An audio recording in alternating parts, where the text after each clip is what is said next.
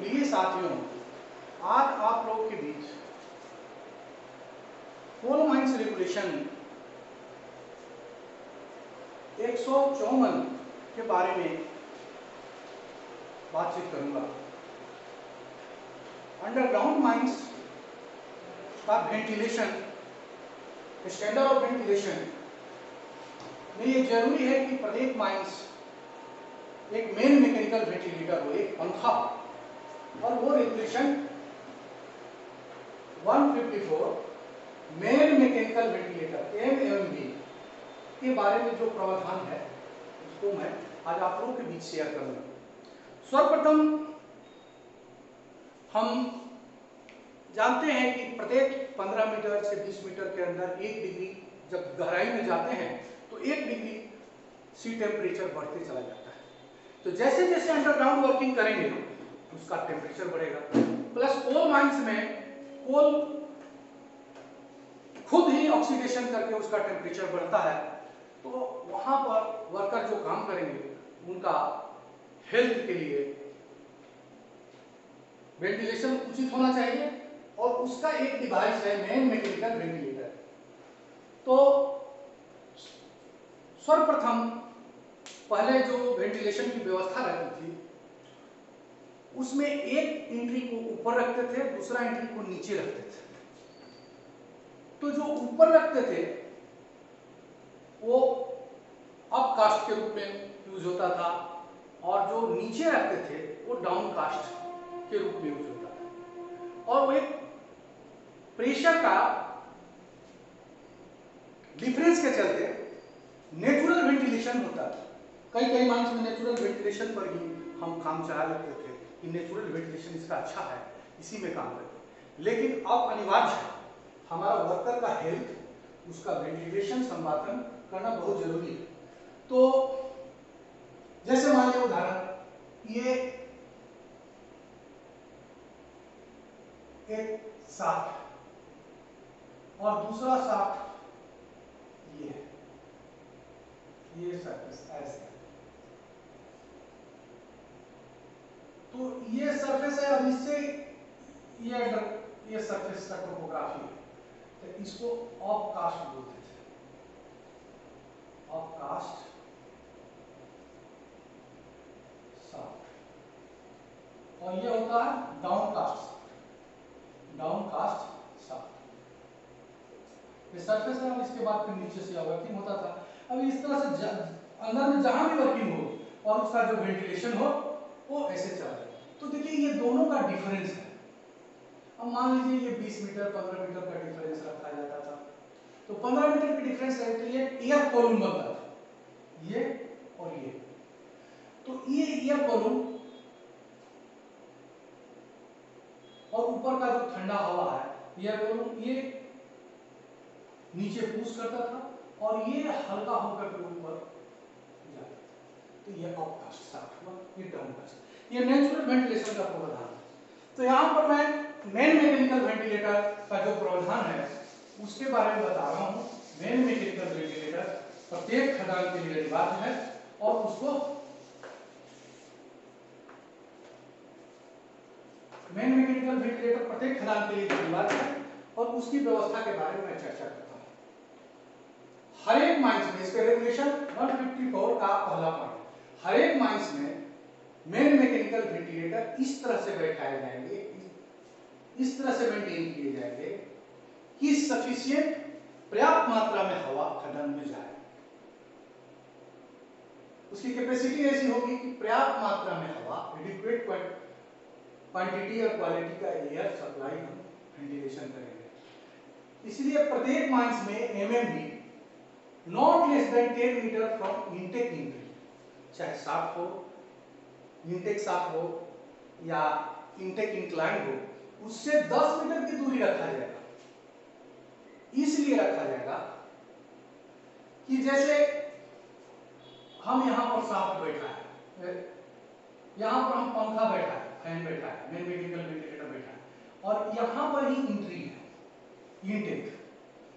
अब ये exhaust fan या अक्सर हम लोग बैठाते हैं, एक्सफ्लो फैन, एग्जॉस्ट फैन बैठा है तो ये प्रेशर से टानेगा पूरा माइंड का प्रेशर से। तो ये शॉर्ट सर्किट होने का ये बीच में 10 मीटर से कम लेस देन 10 मीटर है, तो ये क्या है कि ये क्रेक हो जाएगा और ये वेंटिलेशन प्रेशर डिफरेंस ज्यादा है, बीच का जो है प्रेशर डिफरेंस ज्यादा हो जाएगा। तो इसलिए हम इसको ऐसा बैठाते हैं कि इंटेक से चाहे वो शाफ्ट हो या इंक्लाइन, वो 10 मीटर से ज्यादा दूर हो। दूसरा point, main mechanical ventilator shall electrified through separate from main distribution of mine. यदि उसमें बिजली से पंखा हम चलाएंगे तो सारे माइन का बिजली अलग से सप्लाई होगा, इसका अलग से ओवरहेड से आएगा, सेपरेट सप्लाई होगा। क्योंकि खदान के अंदर कुछ प्रॉब्लम हो तो उसको मेंटेनेंस के लिए यदि काटे तो पर भी माइन में हवा जा सके उससे, इसीलिए इसका separate electrification distribution of mine से अलग होगा। तीसरा point, two different source of power shall be provided. Main mechanical ventilator में दो डिफरेंट सोर्स ऑफ पावर, जैसे हमारे झारखंड गवर्नमेंट है एक डीवीसी से, और दोनों पॉइंट दिया जाएगा। यदि झारखंड गवर्नमेंट का कोई ब्रेकडाउन हुआ तो डीवीसी वाला चालू रहेगा, हर हाल में हमको पंखा 24 आवर्स चालू होना चाहिए, तभी हम उसमें वेंटिलेशन बढ़िया से कर सकते हैं। पंखा यदि बंद होता है तो बहुत सारा इरेगुलरिटी होता है। फर्स्ट तो यदि गैसी माइंस है, गोफ है तो गोफ से गैस बाहर आ जाएगा। यदि प्रोडक्शन कर रहे हैं मीथेन ज्यादा है तो मीथेन के एक्युमुलेशन ज्यादा हो जाएगा। ब्लैक डैम्प भी है तो ये होगा। इसीलिए हम मेन मैकेनिकल वेंटिलेटर हमेशा चलाएंगे तो two different of source power shall be provided. ये तीसरा पॉइंट। चौथा point, main mechanical ventilator recording instrument, main mechanical के लिए रिकॉर्डिंग इंस्ट्रूमेंट होना चाहिए। ये 3 प्रकार का है। करंट एम्पियर नापने के लिए एम्पियर मीटर लगा होना चाहिए उसका गेटिंग स्विच में। दूसरा उसका वोल्ट, कितना वोल्ट ले रहा है, वोल्टेज मीटर। तीसरा प्रेशर कितना दे रहा है, वाटर गेज कितना हवा का प्रेशर से दे रहा है। ये 3 रिकॉर्डिंग होना चाहिए, व्यवस्था इसका इंस्ट्रूमेंट होना चाहिए, और ये हर पंखा में मैकेनिकल वेंटिलेटर में है। करंट से पंखा चल रहा है, यदि पंखा का बियरिंग खराब है, कुछ प्रॉब्लम है, तो करंट ज्यादा लेगा, वोल्टेज ज्यादा लेगा तो इंडिकेट करेगा, जो रेगुलर वोल्टेज है उससे ज्यादा इंडिकेट करेगा तो हम समझ जाएंगे। इसके बाद वाटर गेज जो प्रेशर मीटर है, ये वाटर गेज से हमको पता चलेगा कि खदान के अंदर वेंटिलेशन सर्किट में कहीं बोटलनेक हो गया, कहीं जाम हो गया, कहीं फॉल हो गया, या कहीं डोर खुला हुआ है, शॉर्ट सर्किट हो गया, तो ये सब वाटर गेज से पता चला। इसलिए तीनों इंस्ट्रूमेंट को 1-1 घंटा पर रिकॉर्डिंग के लिए रेगुलेशन और फैन ऑपरेटर का जिम्मेवारी दिया गया है, और वो उसके स्टैट्यूटरी बुक में 1 घंटा पर इसका रिकॉर्डिंग मेंटेन किया जाता है। तो फैन इंस्टॉलेशन में ये व्यवस्था रहेगा, ये रिकॉर्डिंग की व्यवस्था, इंस्ट्रूमेंट का व्यवस्था रहेगा। पांचवा, मेन मैकेनिकल वेंटिलेटर यानी पंखा ऐसे डिजाइन किया जाएगा, ऐसे इंस्टॉल किया जाएगा, ऐसे मेंटेन किया जाएगा कि एयर करंट, हवा का जो सप्लाई हो, उसको हम रिवर्सिबल कर सकें। यह व्यवस्था क्यों? यह व्यवस्था इसलिए कि यदि इन केस इनटेक साइड में फायर लग जाए तो पंखा को रिवर्सिबल यदि हम व्यवस्था कर ले, जैसे मान लीजिए ये हुआ और ये इधर ढेर सारा माइन आया, माइन से, और ये इधर से रिटर्न हुआ, ये रिटर्न है, यहां पर मान लीजिए पंखा लगा हुआ है, पंखा लगा हुआ, और ये सर्किट मान लीजिए है। अब यदि ये इनटेक है, ये इनटेक है, इनटेक से हवा जा रही है, पूरी माइन में घूम करके रिटर्न हो रही है, यहां पर पंखा है, फैन। अब ये आग यदि यहां लगा है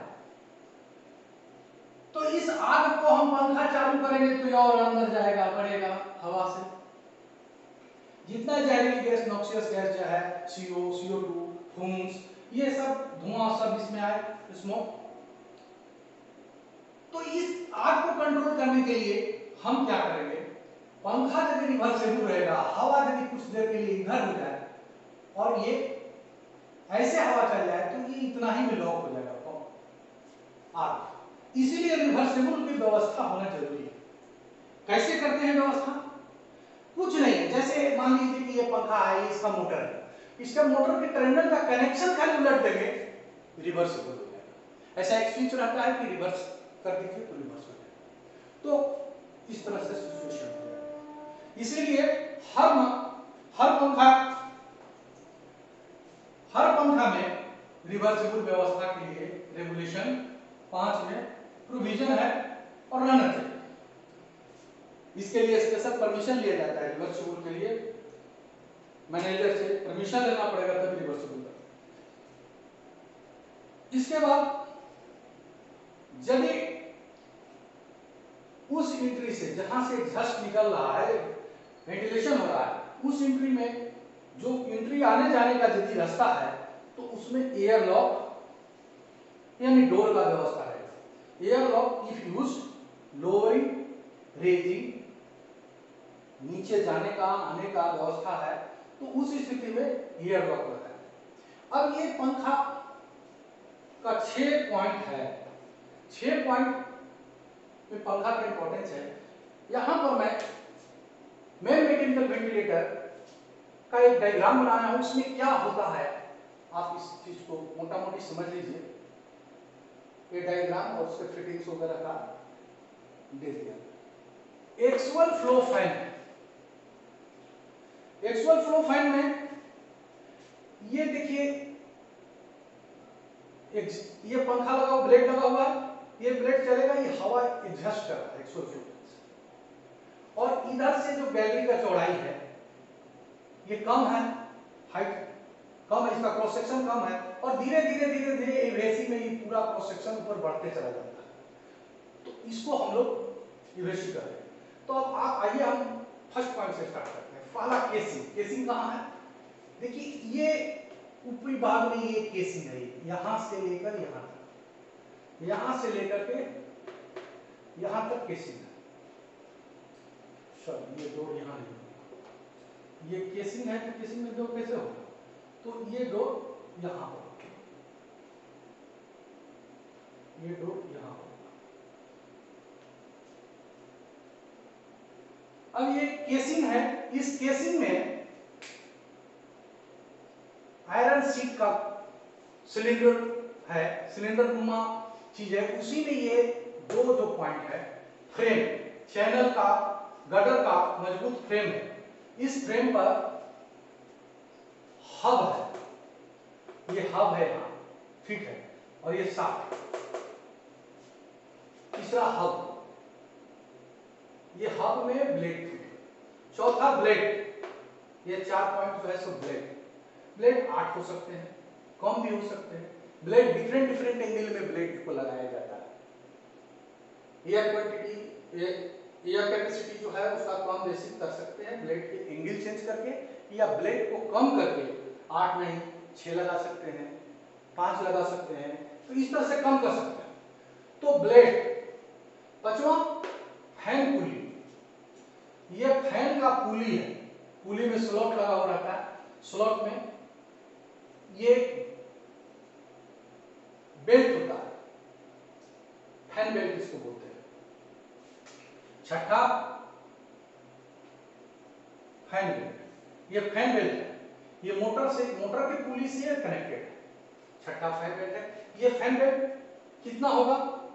जैसे ये फैन बेल्ट 8 दिया है, नंबर ऑफ बेल्ट का, number of we belt 7, blade 8 दिया हुआ है। अगेन अब आ जाइए मोटर, ये मोटर है, 7वां मोटर है। मोटर को चलाने के लिए गेटिंग है 8वां। 9वां जो है सर फैन बेल्ट, ये फैन बेल्ट है। ये फैन बेल्ट में प्रचुर जब एडजस्ट करेगा तो पूरा हवा है, ठीक है। 10वां जो है इवेसी, ये 10वां इवेसी हुआ। इवेसी का क्रॉस सेक्शन ऑफ एरिया जैसे जैसे बढ़ता है वैसे वैसे इसका नॉइज, प्रेशर डिफरेंस ये सब कम होगा और प्रेशर माने वेलोसिटी कम होगा और नॉइज कम करेगा और फैन की एफिशिएंसी बढ़ जाएगी। इसीलिए इवेसी को हम लोग काफी ऊपर करके ग्रेजुअली बढ़ते हुए क्रॉस सेक्शन में रखते हैं। एरिया ऑफ क्रॉस सेक्शन बढ़ते हुए डिपार्चर में हम इसको रखते हैं। तो ड्राफ्टिंग बढ़िया से होगा। फैन ड्रिफ्ट, ये 9वां फैन ड्रिफ्ट है। 11 जो है ये ट्रेवलिंग रोड है। ये फैन ऊपर में है, ढलाई किया हुआ, ये फ्लोर हुआ, ये रूफ हुआ। गैलरी का फ्लोर है, यहाँ अपर पोर्शन में बैठा हुआ है पंखा, नीचे पोर्शन ट्रेवलिंग के लिए बनाया हुआ है। और 12 जो है एयर डोर है, 3 गो डोर है। यहाँ यदि तीनों डोर खोल दिया जाएगा तो क्या होगा, हवा यहाँ से ही रिसर्कुलेट हो जाएगा, माइंड का हवा नहीं डालेगा। इसीलिए 3 डोर्स यहाँ है और ये ट्रेवलिंग रोड के लिए इस्तेमाल होता है, ट्रेवलिंग रोडवेज के लिए। ठीक है। अब एयर लॉक 3 रखना बहुत जरूरी है। कभी कभी 2 एयर लॉक रखता है, एक खोले एक है, खोलने में भी 2 में बहुत ताकत लगता है। दूसरी बात एयर लीकेज भी बढ़ेगा। ऐसा देखा गया है कि एयर लॉक से 95%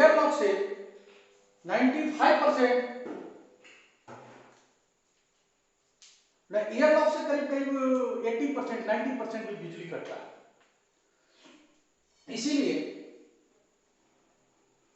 एयर लॉक के लीकेज को मारना बहुत जरूरी है।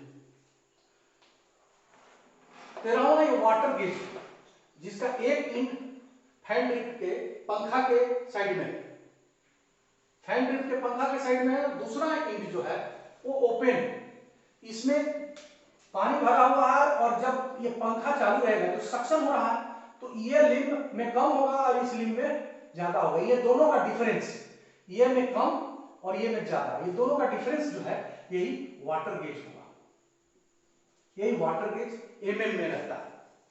तो ये पंखा का जो डायग्राम मैंने बताया ये लक्ष्मी माता को लेने का है और इसका वाटर गेज 50 mm मॉडल है PV200। PV200 का मतलब होता है PV200, PV150, PV500।